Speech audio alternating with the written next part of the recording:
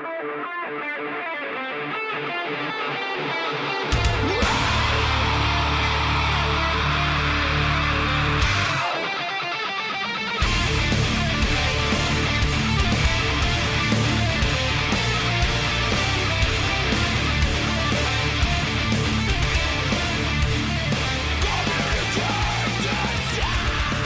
right, here we go. Today is Sunday, March 11th, 2018, and this is episode 212, also the boiling point, oddly, of the Defensive Security Podcast. My name is Jerry Bull, and joining me tonight, as always, is Mr. Andrew Kellett.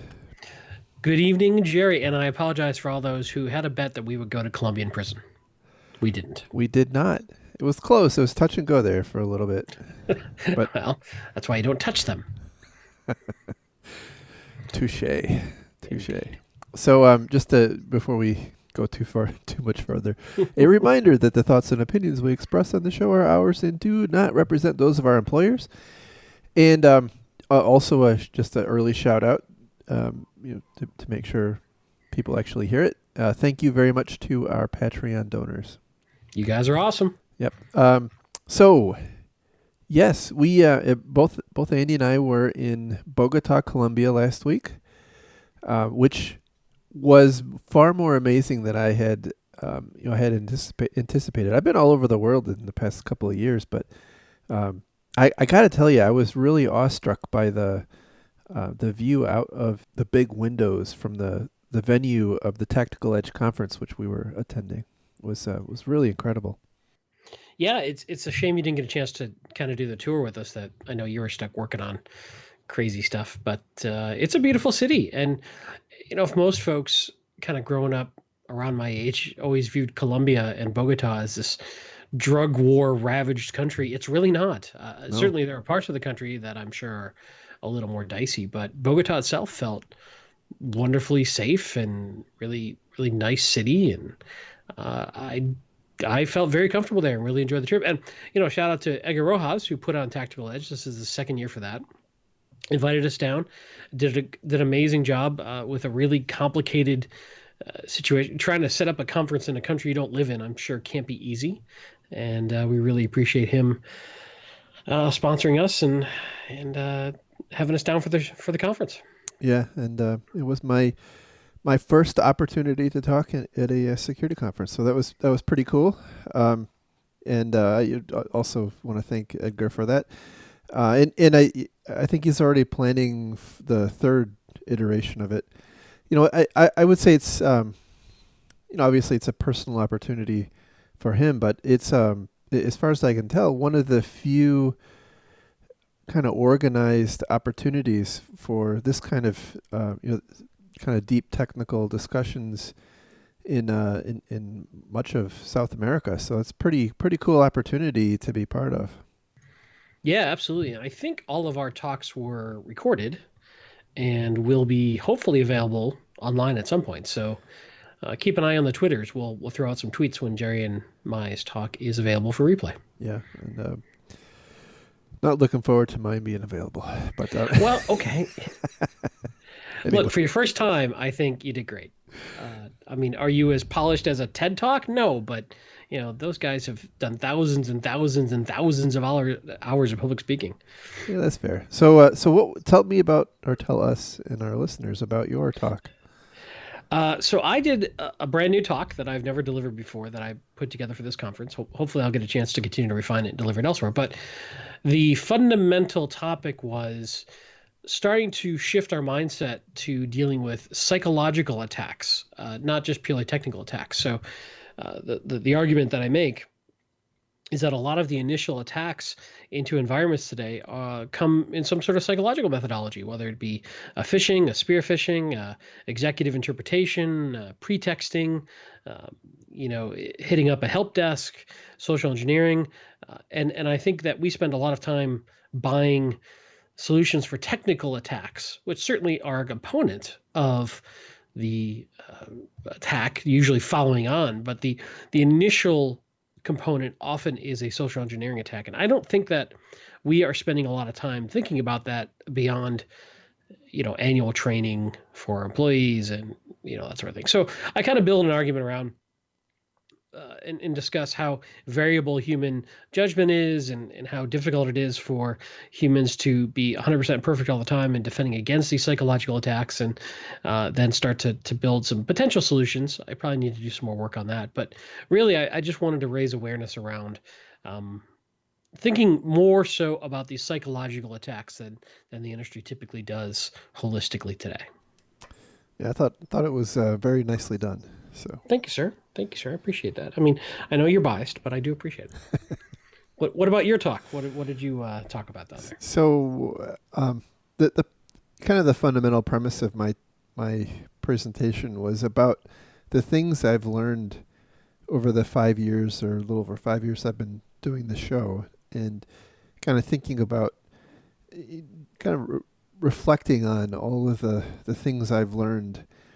And one of the, I would say that the kind of the common thread between them all, and I've talked about this on the show before, is I really think that many of the problems we have are they stem from incompetence is not the right word. It's a little too harsh, right? But the inability for IT people and IT security people to really understand how to best design environments, either a network or a piece of software or an entire system, in a way that is resilient and addresses the threats that businesses face. And likewise, we often suffer from this lack of creativity in understanding the kinds of bad things that can happen. And there's been a lot of examples in recent time. I highly doubt that anybody at Equifax would have considered, would have really thought that not patching that Apache Strut server would have led to the bad thing that happened, or what the case of Sony or Target, or I mean the list goes on and on and on. And I think one of the things in my mind we have to get better at is instilling a sense of creativity and a sense of understanding how things can fail in IT in order to really both properly design systems and also be able to communicate the real risk, or at least have a better understanding of what the real risk is. That was kind of my talk in a nutshell. Yeah, I thought it was good. I thought it was very interesting. I thought it had some good points. I think one thing that we discussed about is it's really tough for legacy environments to adapt. Yeah. And hence why we buy Blinky boxes to, stick on the side of our environment too, because it's very difficult to adapt once it's in place. It is, and I know this is kind of retreading stuff that we've talked about before, but maybe there's new people, but one of the interesting things I've been thinking about is kind of IT is like evolutionary biology, and when we see some major attacks like what happened with Sony, or what happened with a lot of the companies that were affected by NotPetya and WannaCry, like they just burned it down and started over again. Right. And so it seems to me like, if you don't find a way to do it right, proactively, do what? Rebuild or retool your environment. Like so, Yeah. you said it's difficult or nigh impossible to take a legacy environment and transform it in a way that it kind of addresses the concerns I had. And I guess my retort to that is, well, you may have an opportunity. Right. One way or the other. Right. Yeah. If you don't do it proactively, you may have an opportunity to do it because it's all been wiped clean or destroyed. So anyway, good stuff. Any thoughts from some of the other talks that we saw there? Andy Ellis, I've seen him talk a number of times, and he's the CSO of Akamai and a very prominent industry figure, and in all of his talks, he makes heavy reference to behavioral economics and cognitive psychology. So, I mean, from that perspective, I'm very much biased in favor of liking the kind of the theme of his conversations. I thought Martin Fisher did a really nice job with his talk, which was really around the importance of the coming automation of information security. The premise being, things are getting more complicated and kind of beyond our ability as individual humans to handle, and over time we have to start handing a lot of that stuff off to automation. So that was a good talk too. And if you don't know Martin, he is a CISO of a major healthcare hospital here in Atlanta, and also runs the Southern Fried Security Podcast, which is also a good podcast. Yeah, I mean, it is so good. In fact, it's actually the second best Atlanta-based security podcast. That's fair. Right behind ours. Yeah. Fair assessment, sure. Okay, so the other talk that we saw was from Taz, GRC Ninja. Yeah, she did a really cool talk on open source intelligence and setting up a threat intelligence program, and a lot of stuff I hadn't really played around in much, but it was pretty cool. Yeah, I think the summary of her, at least my takeaway from her talk, was you have to have a common vocabulary, and you need to kind of document your processes in order for your program to be effective and for people to pay attention to it. And in particular, she really hammered on the point that you need to have consistency in the way you communicate different terms. Like, if you're going to use high, medium, low, which we know has issues, it should be consistent, right? It shouldn't sometimes mean a medium. It should always be the same. If you're going to talk about, probability or likelihood, like, you should be consistent in, what the word you use and your intended your intended use of that word, so that it doesn't vary from instance to instance and from person to person. Sure. Yeah, and it was also quite entertaining when she asked the crowd to stand up, and they were like, "Hey, what?" And like Drill and Sergeant Taz came out. That was pretty entertaining. Indeed.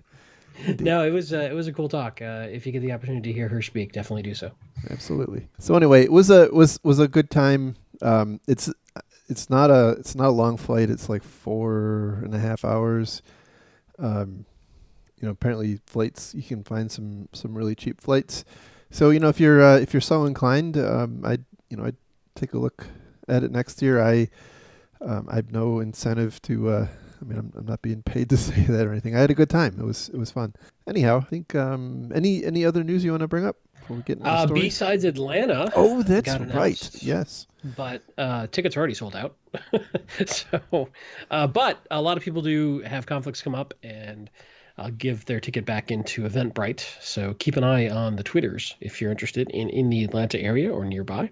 I got a ticket, so I'll be there. So did I. And I think they just opened their CFP, right? So the CFP is open, and that means all of the people that end up speaking will put tickets back into the pot, probably.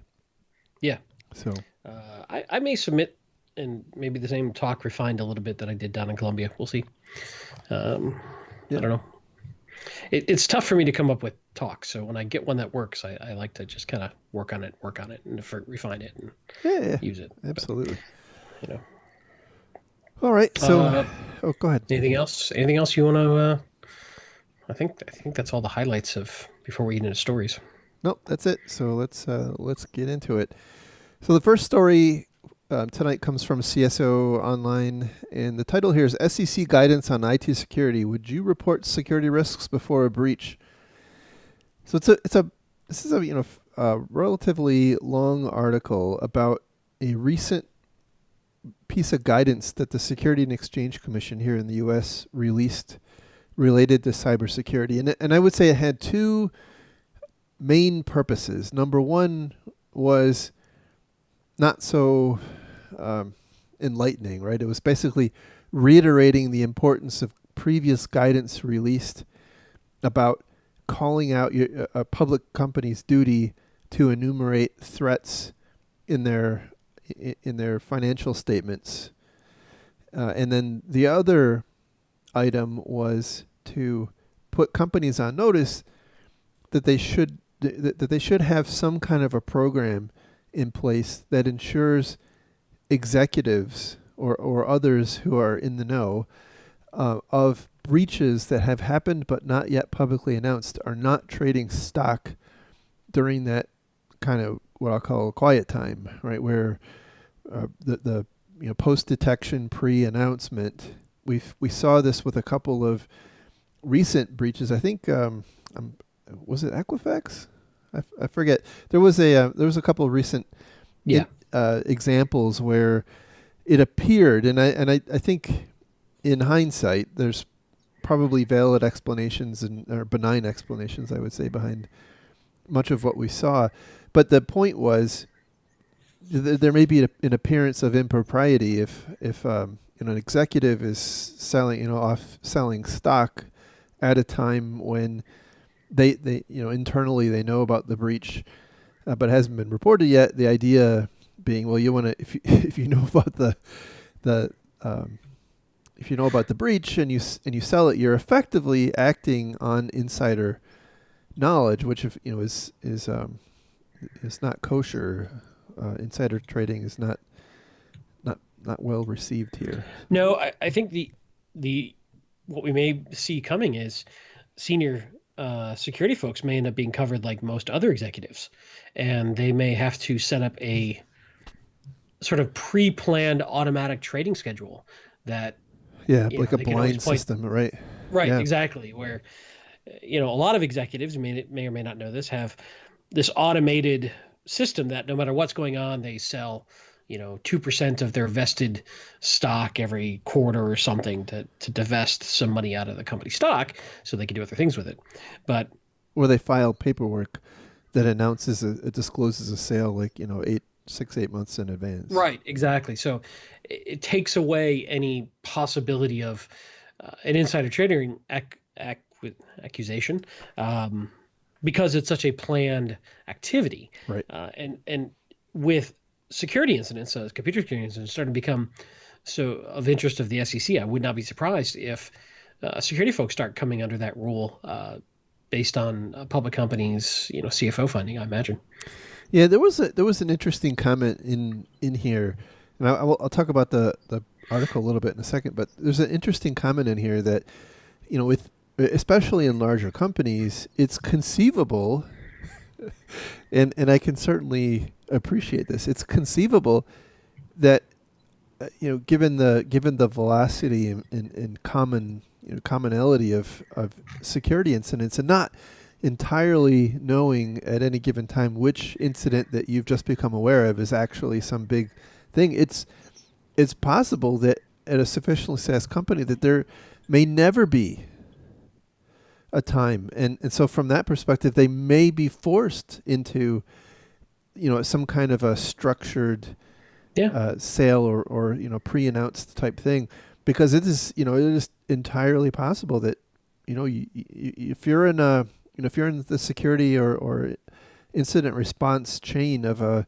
large company, I mean, it's not not unthinkable that you have multiple breaches or potential breaches being juggled at any given time, and if that's the case, there's never a window for you to Right. sell. So that's an interesting conundrum. The SEC doesn't, with this announcement, they don't put out any new penalties. They don't, they're kind of, they're a little ambiguous and loose with the specific guidance. And in fact, the author of the story says, the SEC's new guidance needs new guidance because it's kind of ambiguous.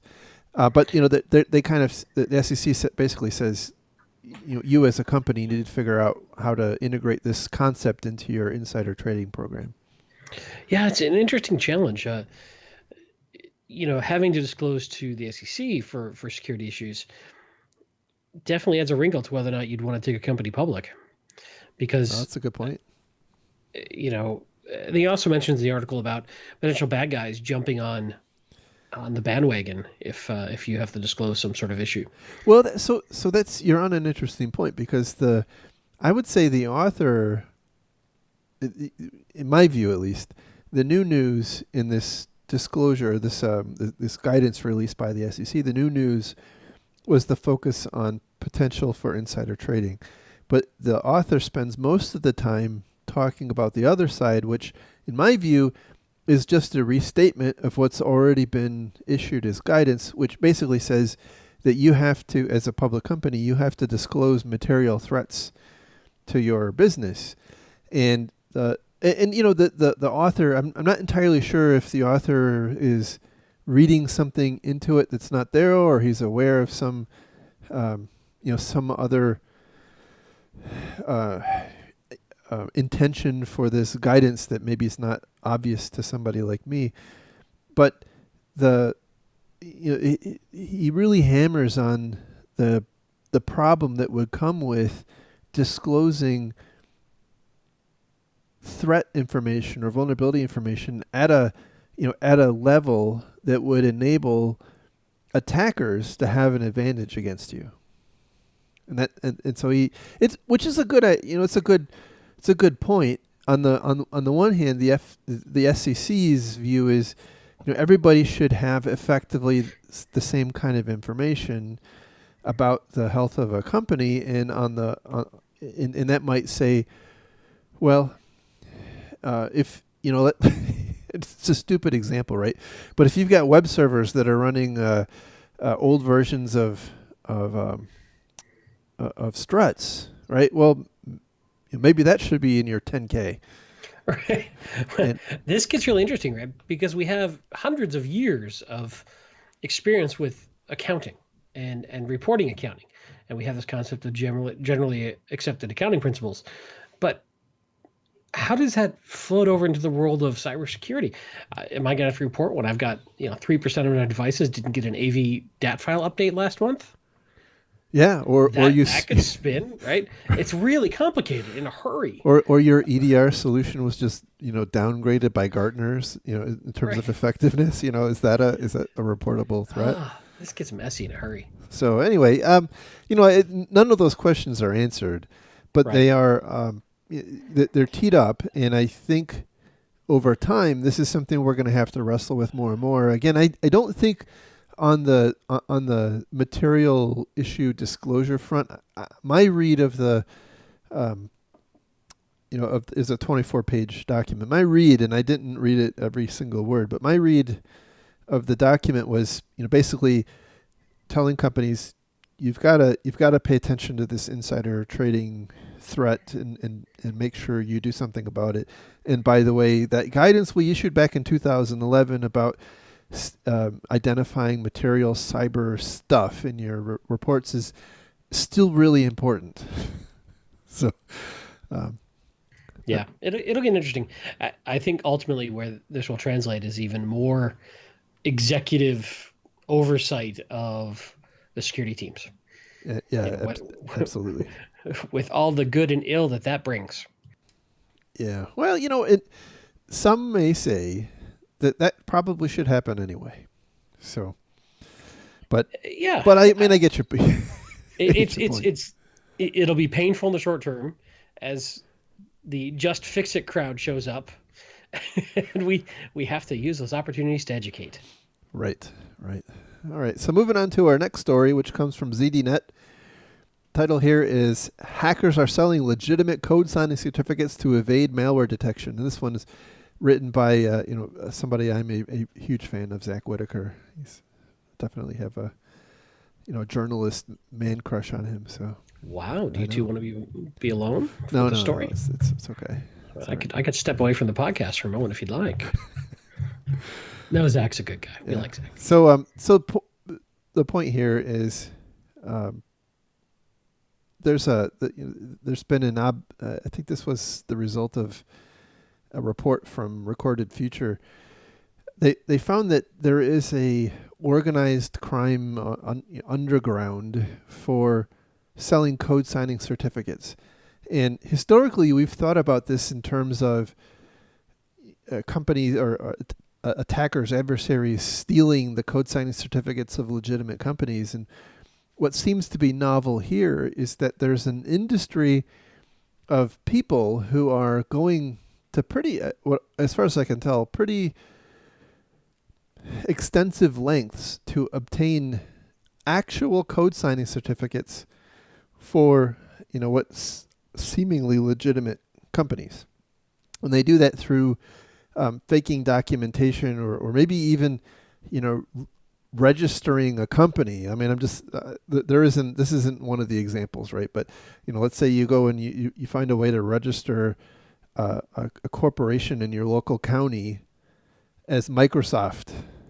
And if that happens, then now you have a piece of paper that you can send over to a certificate authority and conceivably get a signing certificate in that company's name. Now you're able to effectively sign, code in a way that looks like it's from Microsoft. And the problem a lot of us have, I think, is in some, especially in some of the more mature organizations who have things like application whitelisting and other controls like that.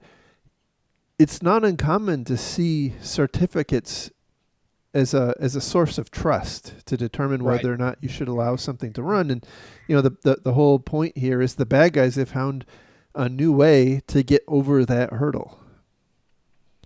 Yeah, it's one more area that we had some confidence in that's now been diluted. So I've got a solution. All right. I think if we get the people behind the Twitter blue checks involved with code signing. Because they don't give those out to anybody. That's right. That's brilliant. It is. But wow. So this is an interesting challenge, right? So where it really comes down to, I think, in a blue team environment, is we've got to look and see if our security controls or malware controls are overweighing whether or not something has a legitimate certificate as to whether or not it's good or bad. Because if that's how your whatever it is inspecting and is finding bad stuff is based whether or not it has a legitimate certificate, that's probably not good enough anymore. And you should probably know about that weakness. Yeah, I mean, now it's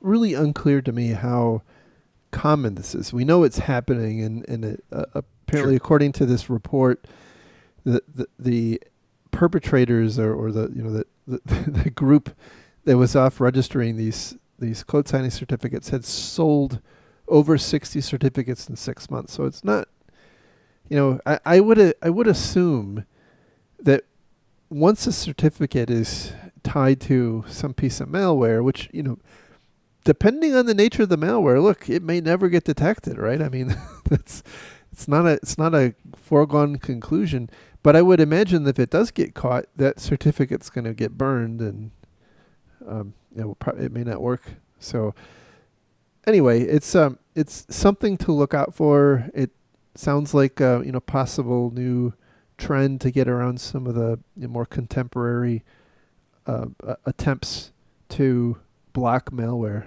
So, caveat emptor.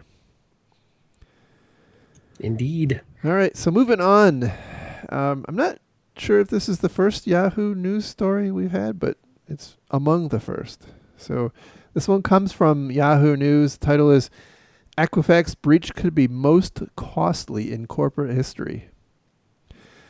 So those who are, if you've been listening to the show for more than a little while, you have no doubt heard about the horrific breach that Equifax suffered last year. We made reference to it earlier in this show, where a web server, publicly available web server, was running apparently an outdated version of Struts. That version of Struts was exploited, and they stole all the data. At least one person stole all the data. And last year, they incurred hundreds of millions of dollars in breach-related costs. They're forecasting another $275 million this year, which takes the total up to the expected total up from the breach to almost $500 million, which is, you're starting to get into real money there. It is. However, and I don't think this was covered in this article, their cyber insurance paid out quite heavily. Yeah, 125. So actually, they do cut. They do very make a very passing reference to the fact that 125 million apparently is being covered by insurance. But I will tell you, I've had discussions with a number of people, and no one can quite seem to come to a consensus on how much is being covered by their insurance. And I had a pretty not intense, right, but a spirited discussion on Twitter about how much a insurance policy you can get these days. And my guess is that this was the result of like accumulating a bunch of different policies together from different carriers. But anyway, It, that's it's interesting though, and I promise you that executives are looking at that insurance payout right now, and I think cyber insurance is going to be a heavily weighted part of risk avoidance going forward.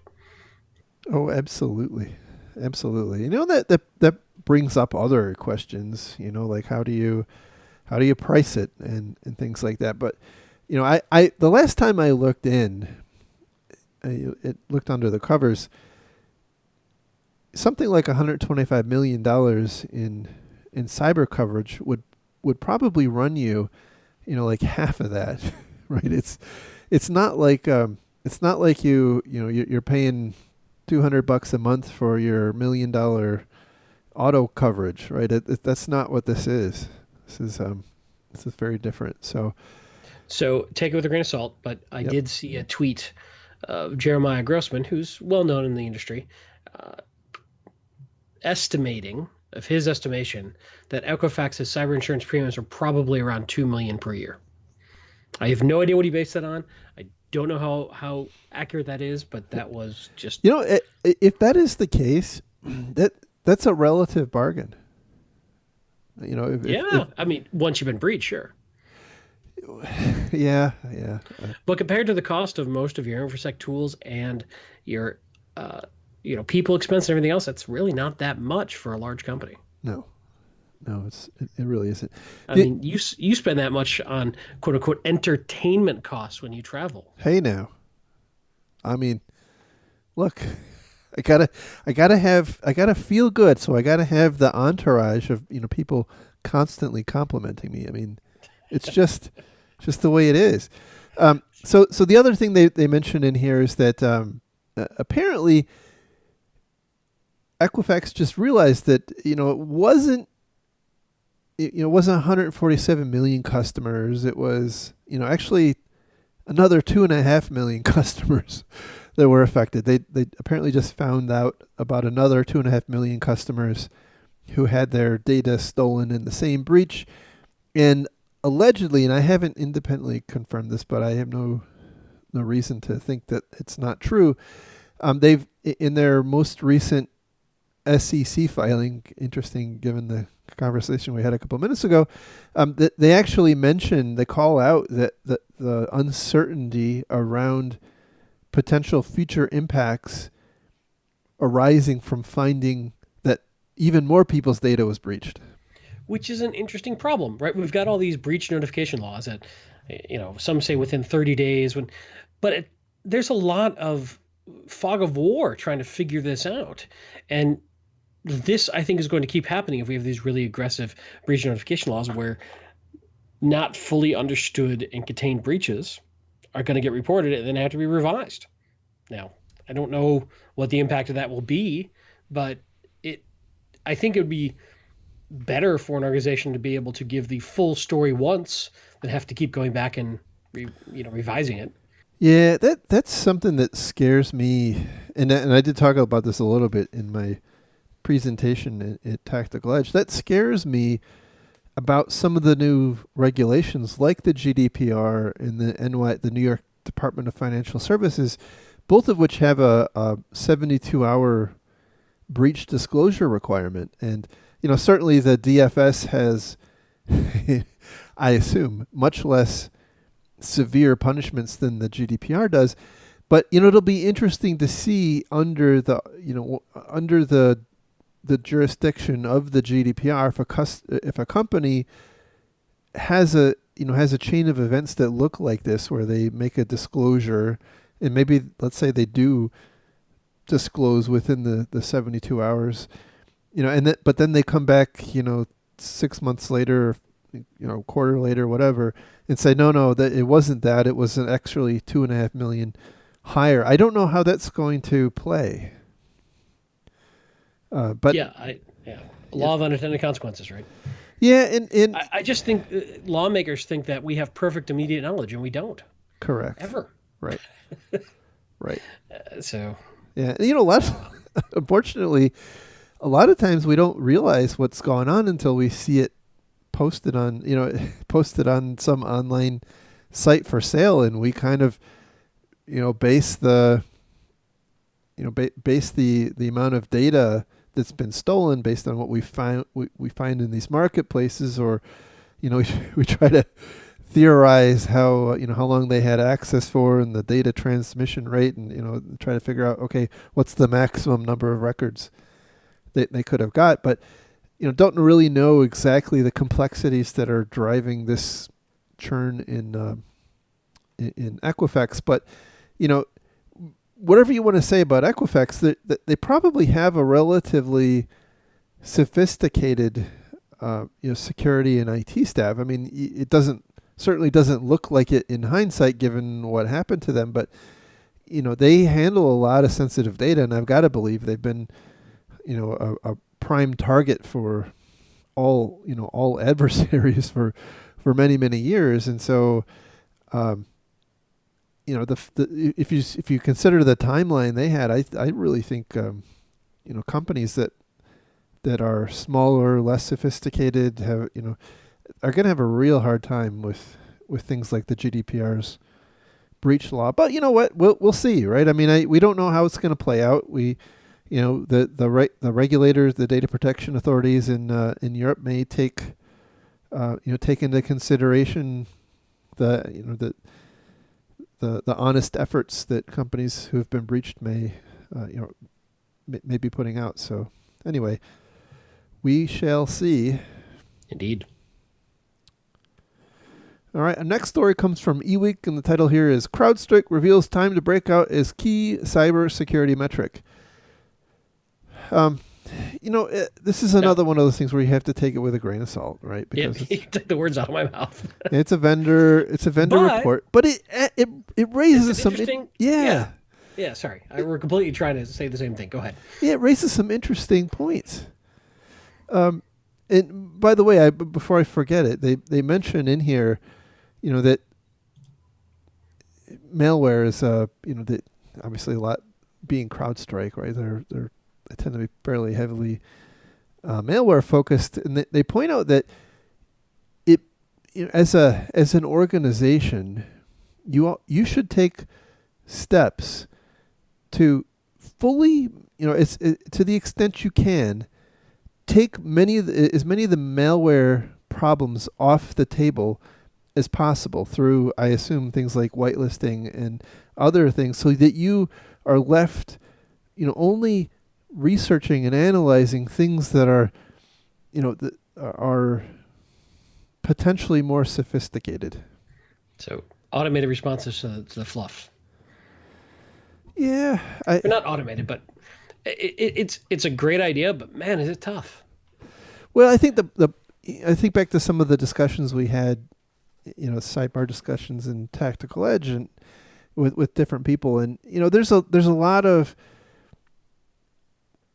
creative and maybe non AV next gen AV style avenues, like does everybody need an internet accessible email address?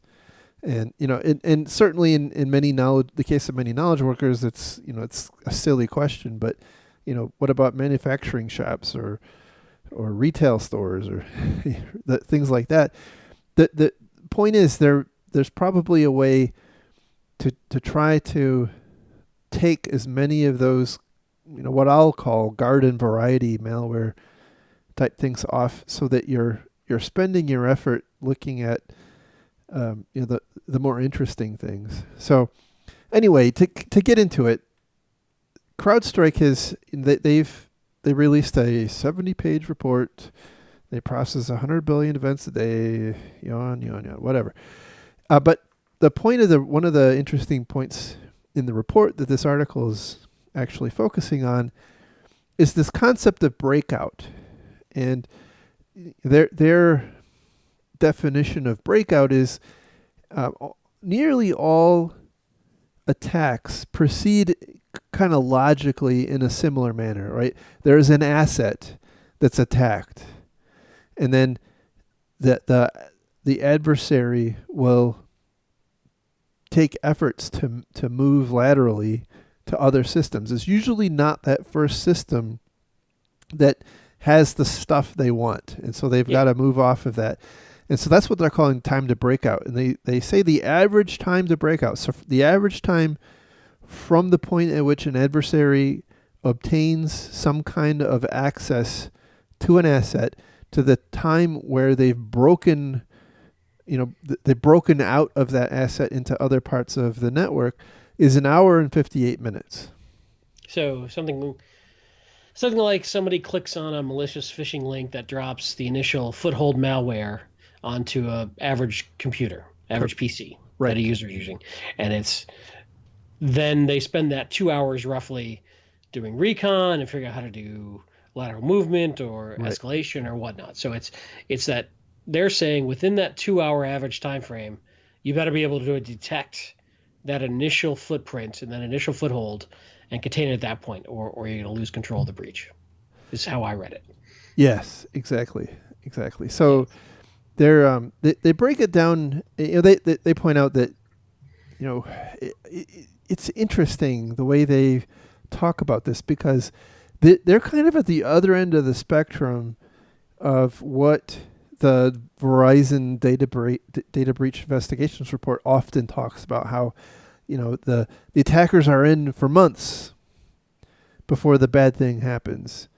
And I guess you can kind of reconcile those two, potentially by saying, well, it doesn't necessarily turn into, per se, a data breach after the 2 hour average time frame. Like, that's just the time it takes them to get off that asset. So they could still be in your network for another 6 months before they go and they've actually find the stuff that they're looking for. So anyway, they had three key metrics: the time to detection, and they say that the best organizations should be able to detect threats within a minute. And I have a hard time wrapping my head around that, and I suppose that's probably in some way, shape, or form self-serving, right? If you give me a static limit of a certain number of attacks that I know I can detect, sure, I can do it inside of a minute. Right. But that's akin to saying, hey, AV will catch everything. Correct. Yes, I think that is. Now, if you look at something like a CrowdStrike report, I think that they probably, I'm trying to be generous here, have their own metrics of, we on average detect the first event within a minute. But that's like trying to prove a negative of, how can you know what you didn't detect within a minute? In other words, they're probably basing this upon their own experiences, but maybe they're stuck in their own marketing echo chamber. I don't know. It's a really weird metric. Yeah. So a possible way to read this, and I think you're on the right wavelength there. I think what they're saying is, you have a tool on an endpoint, right? And maybe that's Symantec, maybe it's CrowdStrike, maybe it's Carbon Black, whatever, right? I think what they're saying is that so the tool detects. There's an implicit assumption that the tool is able to detect the attack, and I think what they're saying is that, assuming the tool, whatever that is, detects the attack, some human should acknowledge that within a minute. That's what I think they're saying. And like the SOC, so basically it says that, your I think it's more of a statement about the SOC than it is about the tool on the endpoint. Now, it's a good point that, you, depending on what thing you have on your endpoint, you may or may not detect an actual attack. But I think what they're saying is that you have plumbing set up so that from the time a bad thing is detected on an endpoint, it gets into the SOC, so to speak, and it gets acknowledged by someone, and then the machine starts to work within a minute. So the next. Oh, there's so many assumptions that go into that. Oh, I know, absolutely. But so let's take just for a second here, okay? Right. Let's pretend this isn't Cylance. Okay, let's Right. let's pretend it was, I don't know, some university or it was some independent researcher or whatever, right? I think there is value in benchmarking how long does it take on average from the time at which one of your endpoint tools detects something until your SOC acknowledges that. And so if you think about it in terms of a series of kind of capabilities, and you want to look at each of these three capabilities and try to turn down the amount of time. Now, we're not talking that's completely ignoring the fact that our tools may not detect this. Right. Sure. So, agreed. We'll give you that understanding that we're detecting it. Right. I think we still have a big challenge of how many alerts are coming into the SOC. Correct. How often the SOC can manually look at those alerts and do something with them. There's a whole bunch of other stuff that goes into this. If we looked at a single alert in a vacuum, this makes sense. But we have to keep in mind that there's probably thousands of alerts per hour coming into a SOC or into a SIM. And there's probably a bit of triage. If we had perfect alert fidelity, this would be an easy thing, but we don't. And the problem is when you start chasing this, every alert is valid. You run the risk of tuning out false positives to the point where you're getting false negatives. And so this is an art form, and it's a tough problem. I completely agree with everything you said, but I think the point is being able to benchmark it, right? And, Yeah. and maybe But- CrowdStrike's 1 minute is not right. I mean, let's just take it, completely abstract it and say, acknowledge is one thing, but truly understanding it in context and whether or not we need to take an action is something entirely different. understand. But so follow me for a second. So Okay. you're running the security program for a company, and all of us who are in such situations are typical, especially if we're given any amount of money. We're expected to produce metrics, and one of the interesting metrics would be if you were to induce a detection, like, I don't know how. I mean, there's probably a million and one ways to do it, right? But let's say your SOC and all of your tools are effectively, quote, steady state. A test would be on some periodic basis, a random basis, I don't know, right? But you do something to induce an alert on one of your endpoints, and you basically start a stopwatch. Right. Okay, and you stop the stopwatch once you've come to realize that the SOC saw it and acknowledged it, and maybe there.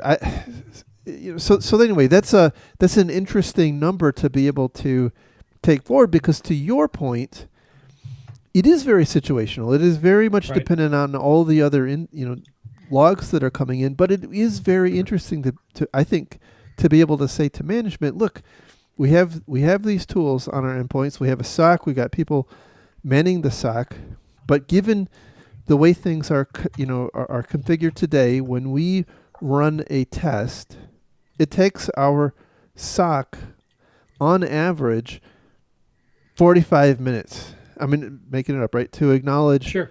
that something happened. And by the way, half the time, it never goes acknowledged. Right. And so I think that's an interesting possibility for metric. Goes back to the target breach. They had alerts, but they missed them. Right. Exactly. But I think that's incredibly common, right? I agree. Yeah, this gets into this, and this is why I kind of struggle with this article. Is it gets into a much bigger issue, which is, managing that alert velocity. I agree. And actually doing something with it. But so let's you're, I think you're right on the money. But what if Target had this kind of metric in place? And it was common knowledge. I mean, if management was made aware that the SOC is overwhelmed and they're not. Okay, let me play that out. Here's how I think it's going to go. If you measure your SOC analysts on how quickly they acknowledge and deal with an alert, 98% of them are going to be acknowledge closed, acknowledge closed, acknowledge closed. Perverse incentives. Yeah. I know what you're saying. I don't have the full answer. I mean, I think it's an interesting discussion. I think right. But it's and so I guess what I'm saying is it seemed to me, and there's two more metrics that we haven't talked about yet, right? But there's I think it would be interesting to benchmark yourself and say, okay, we run a series of tests. But is speed really the right thing to measure, or is it quality? Is it accuracy? Well, I think it's both. I mean, they don't talk about accuracy or quality here, but I think if you're going to do this, you would want to have some kind of accuracy included in there, right? And by the way, the idea is that if you're not happy, so you establish a program to manage this or to measure this, right? And it's not, in my view at least, the dumb thing to do would be to, have like a wall of shame or fire people based on on their effectiveness of that. To me, it seems more like if you run this measurement for some period of time and you're not happy with where it is at, it's not whipping the SOC analysts. It's something has to fundamentally change. You have to change the tuning on the SIM, which has its own, as you mentioned, has its own implications of maybe you're trading off false positives for false negatives, or maybe it's we need more SOC analysts, or maybe it's we're inundated with antivirus alerts, and so maybe what we ought to do is put in whitelisting. Right. And then, maybe that causes 2 orders of magnitude reduction in logs. And so anyway, point is that it's at least in my mind, it's something that would allow you to identify, are you happy with where you're at? Are you not? And I do think, by the way, to your point, accuracy has to be a component of that. It's not just time. I agree. So the second metric is time. I can see how this is going to go. Yeah, well, hey, you picked this article, buddy. Time to investigation should be tracked to determine how long it takes to investigate a detected threat. Everything I just said again. Investigations can involve humans and should take approximately 10 minutes. Okay, I've been in the security field for a long time.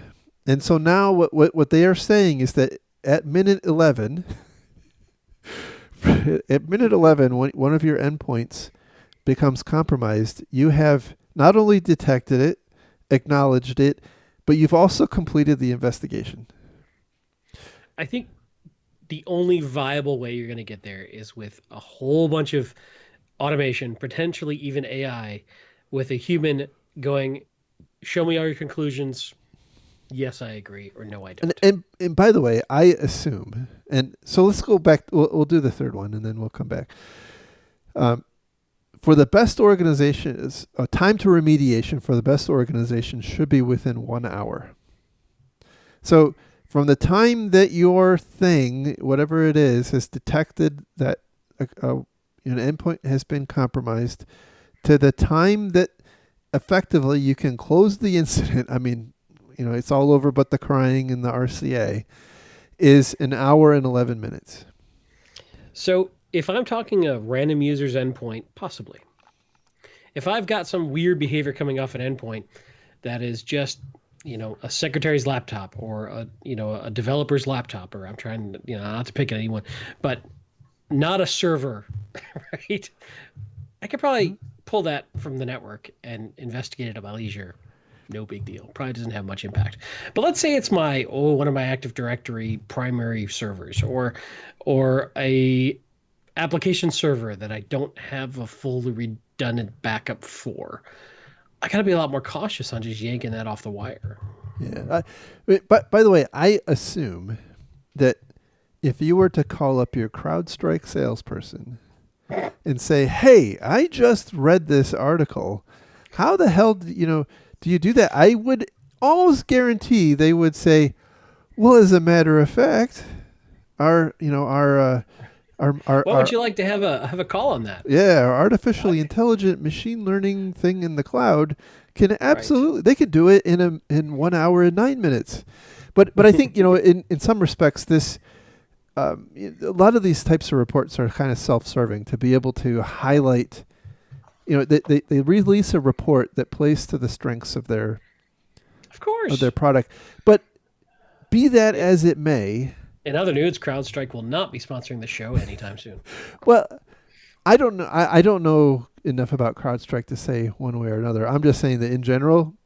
Yeah, you said this, by the way. I mean, this is your mantra, right? They they build the straw man, and then they will help you. They will help you burn the straw man to the ground with their products. Right. But what resonated with me when I was reading these was not necessarily the 1 minute, 10 minute, 1 hour concept. It was most of us, including particularly me, maybe it's just me, right? Most of us at some point in our careers, especially as we elevate up the ranks, are told we need meaningful metrics. Agreed. But the worst part about metrics is that they can the perverse incentive argument. I've seen the tyranny of metrics cause so much unintended bad consequences that I'm very cautious about throwing metrics on people. Completely agree. I mean, I agree. However, you can't get away from it, right? No, you're right. But it's amazing every time. I mean, because I've had these arguments a lot internally at various organizations, and it comes back to your exact point. Okay, so we kind of see what you're saying, Andy, but we still need metrics, so tough. And what I'm saying is, if you're going to do it, in my mind, it should be worthwhile, right? Metrics should always tell a story and result in an action. So in my view, these three, I personally, the reason I included the story is I personally like these metrics. I hadn't really thought of these as something to measure before. And I think there might be something here. I don't know that this is the end, right? I think that there's other kind of associated or related metrics like quality and false positive rates and things like that. But it gives you it gives I think security leadership an ability to talk sensibly or candidly and about the capability to detect, investigate, and respond. And by the way, maybe in an average organization, the real numbers are, a day, a week, and a month. I mean, I don't know, right? But the point is, if you do measure them, then it may help justify, the improvements. And certainly, as with all metrics, some managers can take them and do horrible things.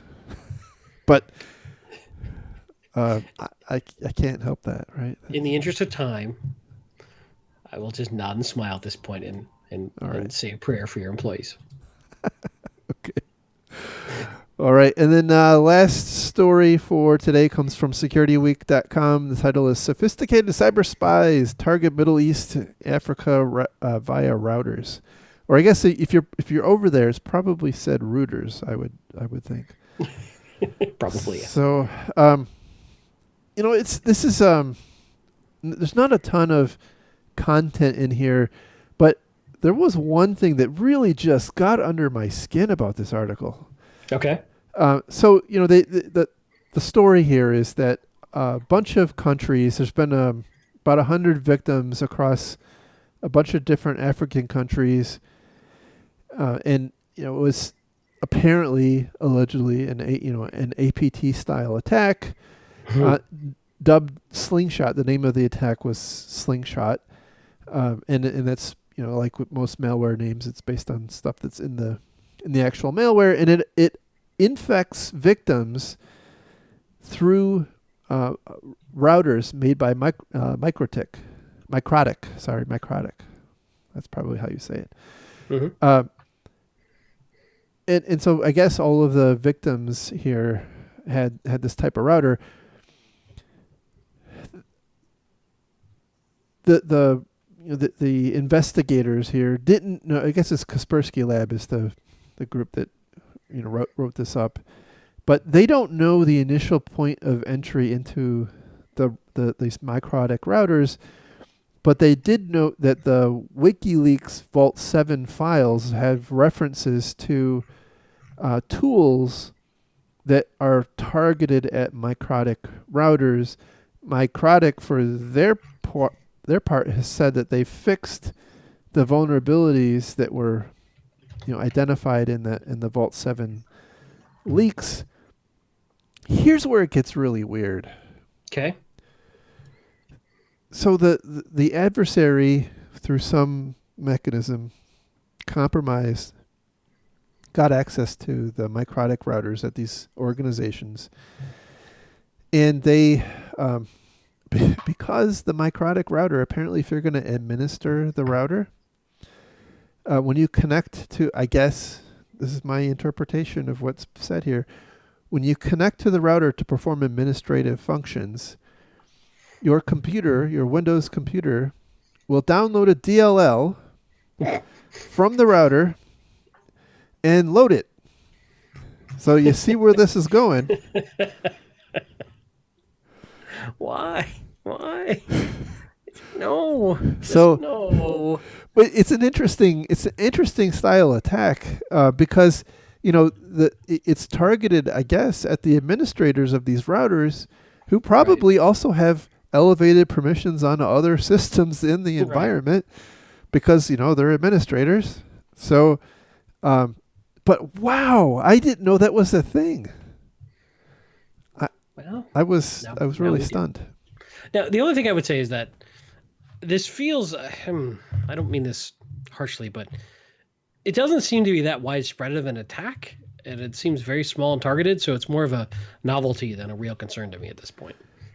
It is, but what was enlightening to me is that there are routers out there that will push a DLL to your employees' laptops. What if you don't have a Windows box? I don't know. I guess I don't know. That's a good question.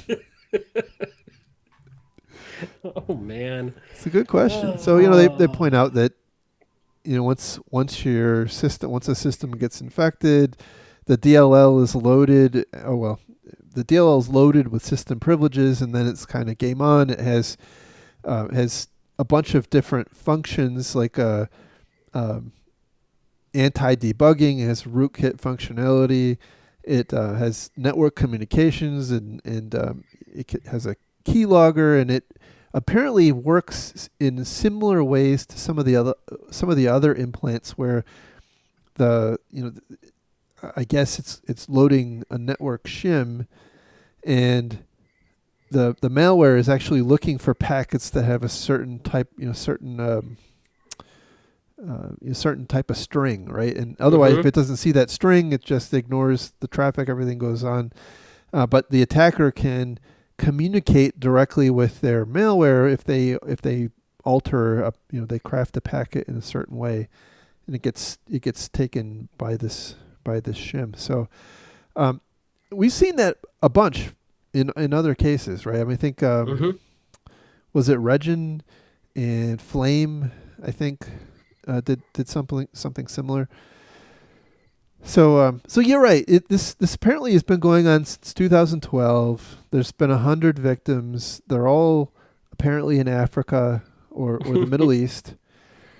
So it's not like, this isn't something that we should run around with our hair on fire. But it, again, another one of the points I made in my presentation in Columbia was these tactics. We're not the only ones reading this article. Right. No, that's very true.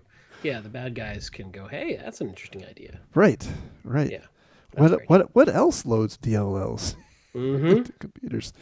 So anyway, that's something to be aware of when you're buying IT. Oh yeah. That It never ends, does it? No, it does not. So anyway, that's what I had to say about this one. Anything else? No. I think it's an interesting, weird little attack vector. That's for damn sure. That's for sure. But no, I think we probably worn out our welcome with most of our listeners by this point. Yeah, it's what time is it? Oh, yeah, it's almost Matlock time. So, all right. But, thanks everybody for listening. By the way, I know that we've been a little sporadic in our recording. We apologize. Real life gets in the way. Yeah, once the GDPR, once May 25th comes, I'm hopeful that I'll be, not in prison, and have a little more time because. Well, if you are in prison, you might have a lot of free time to edit and post recordings. That's true. That's true. Keep going to Columbia. Never know. Yeah. So yeah, no. So we know we're trying to get back on a weekly schedule. We're, what can I say? This is the best effort recording, I guess, is the best way to put it. Life keeps happening. So, yeah. Anyway, thanks for listening, everyone. I'll post the stories on our website at www.defensivesecurity.org. You can follow the show on Twitter at DefensiveSec. You can follow Mr. Callett on Twitter at Lerg, that's Lerg, and me on Twitter at MaliciousLink. And with that, if the planets are aligned, we'll talk again next week. See you guys. Bye-bye. Take care.